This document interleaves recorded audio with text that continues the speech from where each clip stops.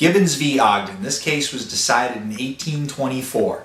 And the only two things that you need to remember for a 2-minute summary is that it's the Steamboat case and it's the Commerce Clause case. It's a steamboat case because it has to do with who had the right to regulate these steamboats. Gibbons and Ogden were basically fighting over each other because they both claimed they had permits to run their steamboats in New York. Gibbons had a license to run his steamboat from the United States federal government, and Ogden had his license essentially from the state of New York, who had granted Robert Fulton, the inventor of the steamboat, and his business partner Livingston, who comes from the Livingston family, which is a rich and powerful family in the United States American history.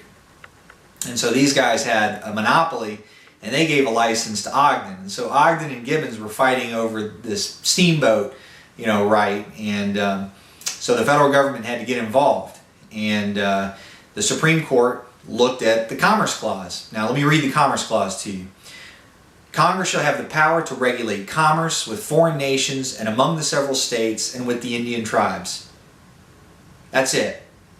That short clause, which is one of the enumerated powers in the Constitution, that short clause forms one of the most potent sources of power of the federal government to pass laws and to regulate activity throughout the country.